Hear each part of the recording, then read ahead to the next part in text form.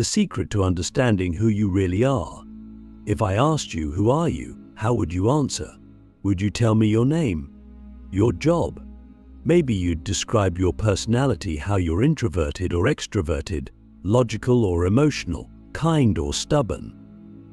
But let's pause for a second. Are any of those things really you, or are they just labels you've picked up along the way? What if I told you that the answer to that question, who are you, isn't as simple as the world makes it seem?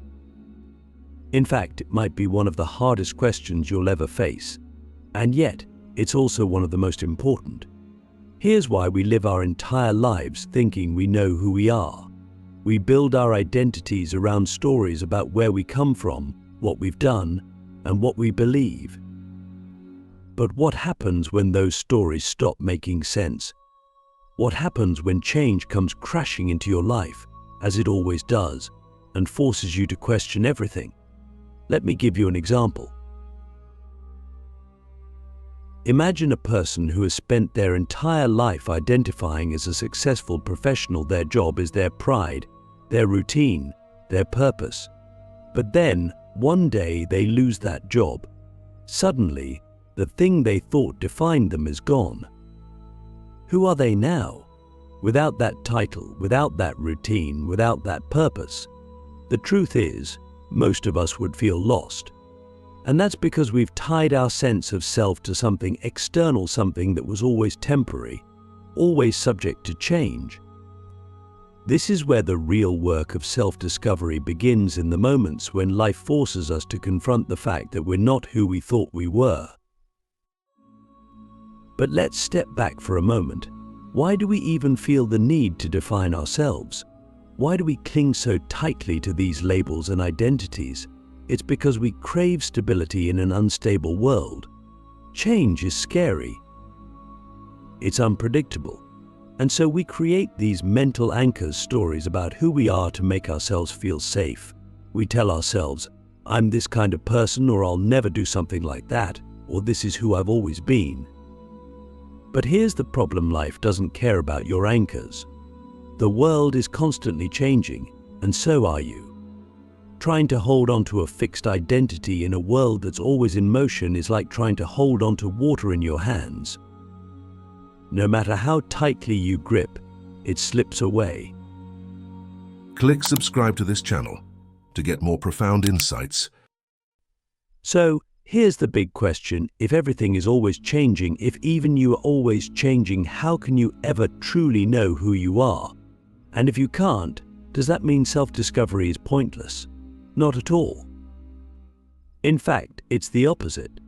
The fact that you're always changing is what makes self-discovery so meaningful. It's not about finding a fixed answer, it's about learning to embrace the process. Think of it like this: you're not a finished painting, something static and complete. You're more like a river, constantly flowing, constantly evolving. And the beauty of a river isn't in its stillness, it's in its movement. But let's be real, embracing change isn't easy. There's a part of us that resists it, that wants to hold on to the familiar, even if it no longer fits. Have you ever felt like you've outgrown a version of yourself, but were too scared to let it go? Maybe you stayed in a relationship, a job, or a habit longer than you should have because it felt safe. Maybe you told yourself, this is just who I am, even though deep down, you knew it wasn't true anymore. Why do we do this? Why do we cling to outdated versions of ourselves? It's because letting go feels like losing something. But what if, instead of seeing it as a loss, you saw it as an opportunity? What if every time you let go of an old identity, you were making space for something new, something better? Think about it: if you never changed, you'd still be the same person you were 5, 10, 20 years ago. And while there might be comfort in that kind of stagnation, there's no growth, no evolution, no life. Here's something to think about: what if the reason we resist change isn't because it's hard, but because it forces us to confront the unknown? And what if the unknown isn't something to fear, but something to explore? Take a moment to think about your own life. What parts of your identity feel rigid, unchanging? And more importantly, what would happen if you let some of that rigidity go? What would it feel like to give yourself permission to evolve into someone new? Let's get even deeper. When we talk about self-discovery, most people assume it's about finding some ultimate, unchanging truth about who you are. But what if there is no ultimate truth? What if the self isn't a thing you can find, but a process you participate in? Look at nature. Nothing in the natural world is static. Trees grow and shed leaves. Rivers carve new paths. Even the stars in the sky are constantly in motion. Why would we be any different? To expect yourself to stay the same is to deny the very nature of life itself. So, here's a question for you. If you're not the same person you were a year ago or even a moment ago, then who are you? What defines you? Is it your memories, your beliefs, your actions, or is it something deeper, something that can't be put into words?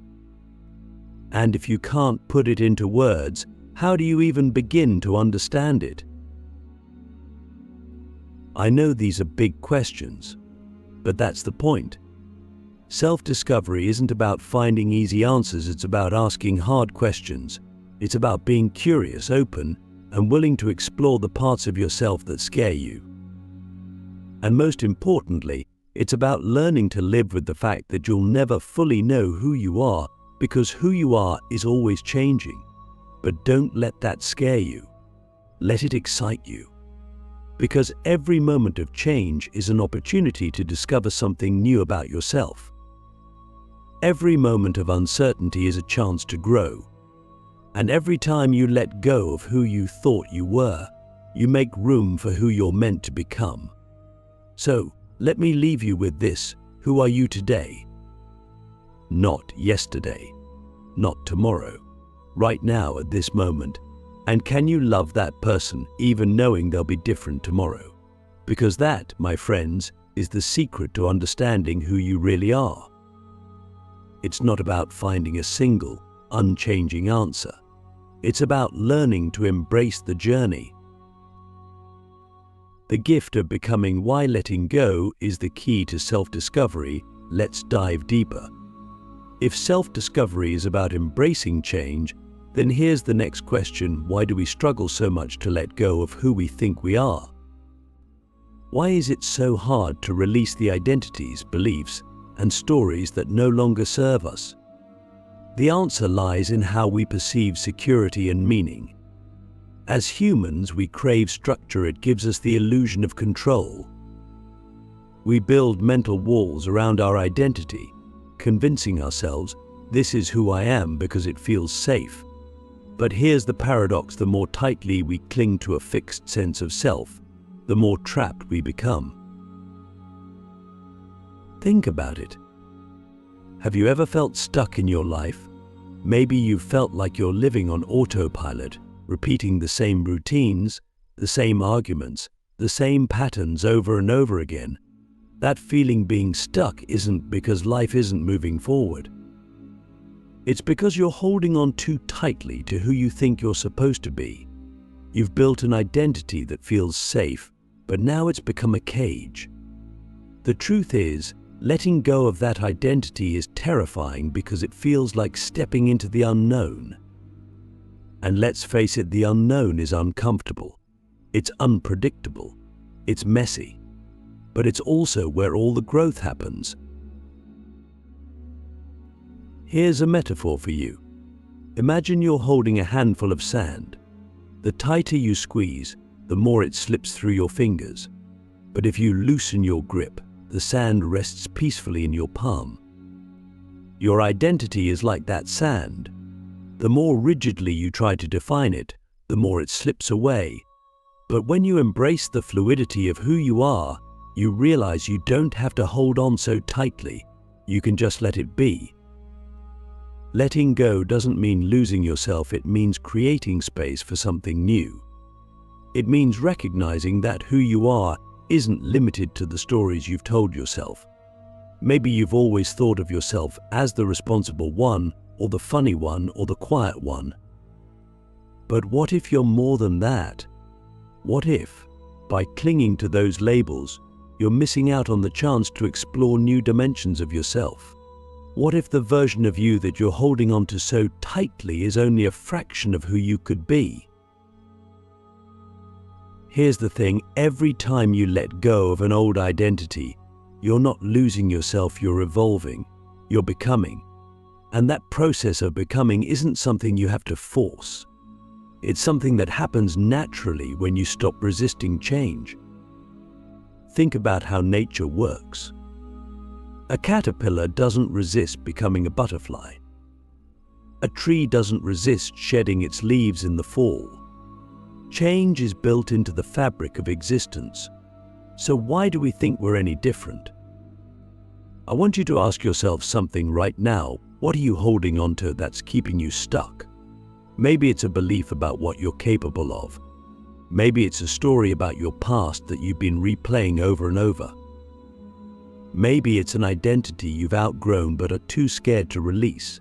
Whatever it is, I want you to imagine what your life would look like if you let it go. What would it feel like to stop gripping so tightly and just allow yourself to evolve? The beauty of self-discovery is that it's not about finding a final answer. It's about giving yourself permission to change, to grow, to expand. It's about recognizing that who you are isn't a fixed destination, it's a journey. And the more you let go, the more you'll realize that the person you're becoming is so much more than the person you thought you were. So, here's the challenge. What if you stopped asking, "Who am I?" and started asking, "Who am I becoming? What if?" Instead of clinging to who you were yesterday, you embraced the possibility of who you could be tomorrow. Because that's the gift of becoming. It's not about holding on. It's about letting go. The paradox of change. You are and aren't the same person. Let's tackle something truly mind-bending, the paradox of change. If you're constantly evolving, does that mean the you who exists right now is entirely different from the you of yesterday? Or is there some unchanging essence of who you are? This might sound abstract, but it's a question that gets to the heart of self-discovery, and the answer might surprise you.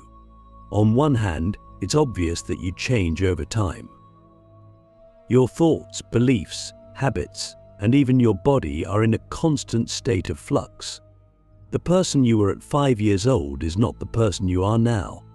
Sure, you might have some memories of childhood, but are those memories the same thing as you? Scientists tell us that even on a biological level, most of the cells in your body are replaced every 7 to 10 years. So, in a very real sense, you're not even physically the same person you were a decade ago. And yet, you still feel like you. Why is that? This is where the paradox comes in.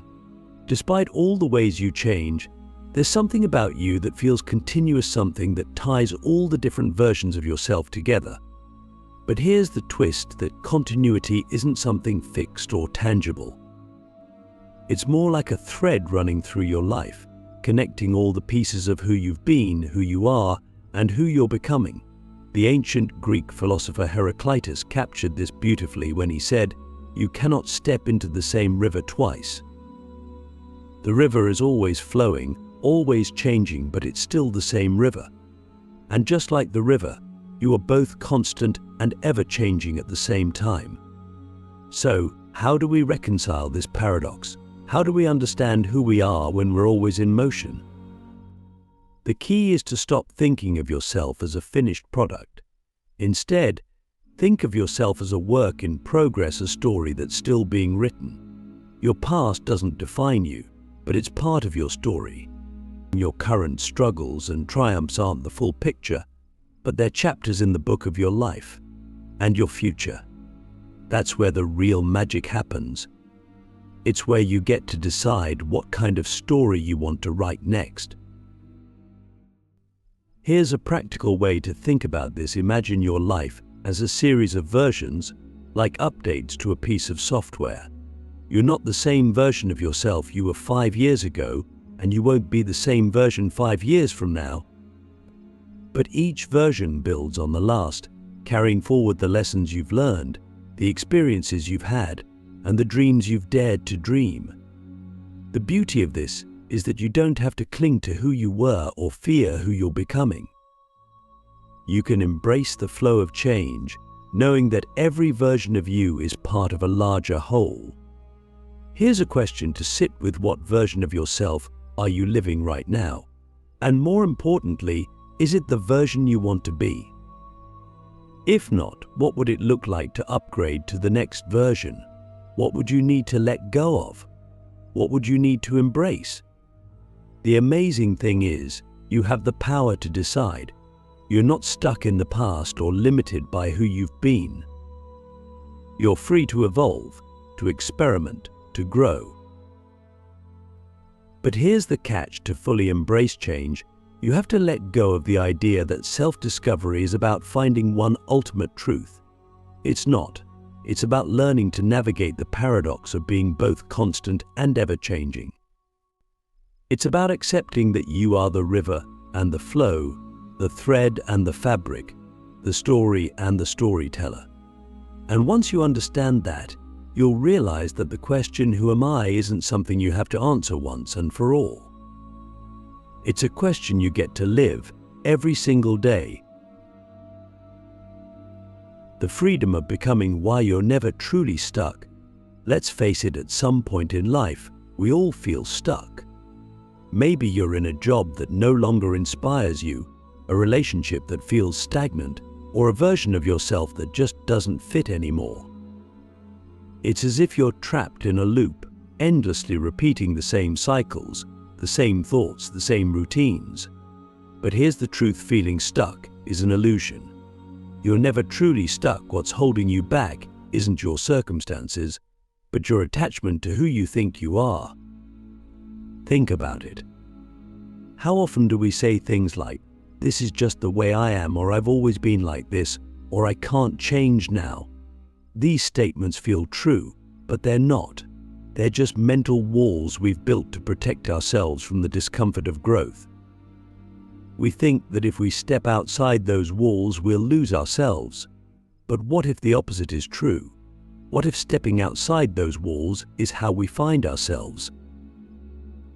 Here's the thing: being stuck is really just a sign that you've outgrown your current version of yourself. It's like wearing a pair of shoes that are too small. They might have fit perfectly once, but now they're uncomfortable. The solution isn't to keep forcing yourself into them, it's to find a new pair that fits who you are now. Feeling stuck isn't a dead end, it's a signal that it's time to evolve. But evolution requires courage. It means letting go of the familiar and stepping into the unknown. And let's be honest, that's scary. The unknown is unpredictable, it's messy. But it's also where all the growth happens. Think about a seed. To grow, it has to break apart, lose its old form, and push through the soil into the light. That process is messy, but it's also necessary, and you're no different. So, here's the question: what would happen if you stopped seeing being stuck as a problem and started seeing it as an opportunity? What if, instead of resisting the discomfort, you leaned into it? What if you trusted that the version of you waiting on the other side of change is worth the risk? Because here's the truth: you're not stuck. You're becoming. And the sooner you let go of the version of yourself that no longer fits, the sooner you'll step into the freedom of who you're meant to be.